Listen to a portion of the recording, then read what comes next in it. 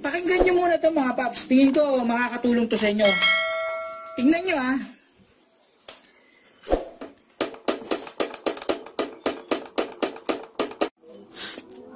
So okay mga paps, musta pala, ngayong araw pala meron lang akong share sa inyo. Ito yung yung stabilizer bar bushing, ayan. Napansin ko, parang meron na siyang may konting na siya, may konting play na siya. Ayan. Pero di sa kabila yan, ito. Ayan, ito sa kabila yan.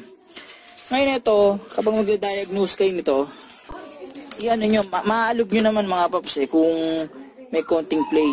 Yan Ito kasi, yan, kung mapapansin nyo, napaka na to, parang napakaluwag na para sa akin. Dito, medyo okay pa, pero pagdating sa kabila, ayan, sa kabila talaga, ito, parang parang may open na yan, parang may siwang na rito.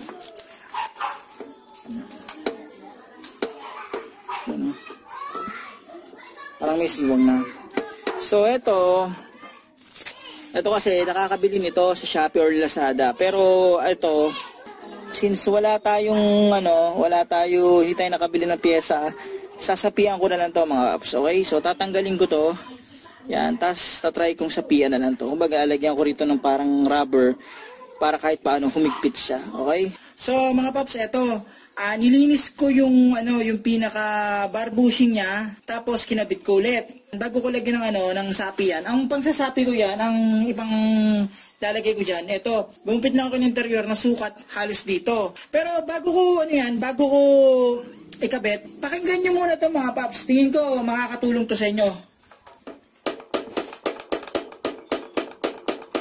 Okay? Sa kabilang side naman ako. Yan. Yan. So mga paps, ito posible kapag nakakarinig kayo ng kalampag tapos nasimot nyo na lahat, i-check nyo rin yung bar bushing. Kung mapapansin nyo, kanina kasi nung tinanggal ko, wala pa siyang sira. Pero mapapansin niya, tingnan nyo, So, napakadali na siyang maipihit na ganun. Yung tipong pagkapihit mo, tumatama na dito, tapos sa side na kabila, dito sa side na to. Lalagyan ko na nito, tapos ikukumpara natin.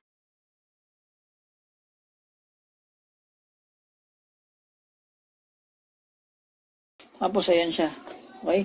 So ito yung bar bushing, pwede nyo palitan ng bago. So ito ilalagay na natin ito dito, yan. Ilagay ko lang yan dyan. Ilang siya, okay? Tapos, babalik natin to. Yan. Gamit tayo dito ng torque range. Ang torque specs nito 47 Newton meters. Okay? So yan, 47 Newton meters yan mga paps. Yan, 47 Newton meters. Sa kabila rin 47 Newton meters. Okay. So ito. Ayan. So, tanggalin natin. Ayan. Tapos meron din akong binupit na isa dyan. Yan, sakto lang yan dito. So, lagyan na natin to. Ito. Yan. Tapos, ibabalik ko na to. Yan. So, ayan, balik ko na dito. So, ayan, may sapi na yan. Ayan, gagawin ko. Balik ko na to. So, ayan na siya. Ngayon, ang gagawin ko, papatunugin ko ulit yan, mga paps. Ay, yusin ko. Ayan. Medyo sumikip na siya. Ayaw nang kumalampag.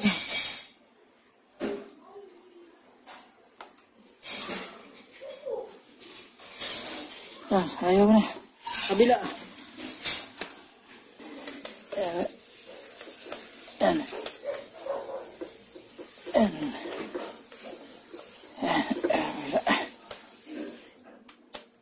Yan. Wala na. Yan. Okay. So mga paps, ito, konting paalala lang. Kung maglalagay kayo ng ganito, depende sa diskarte nyo kung saan hindi siya aalog. Pwedeng konti lang, pwedeng isang paikot yon. So ayan siya. Yan. So sana itong video na to nakatulong to in case na halimbawa may kalampag kayo na hindi mahuli.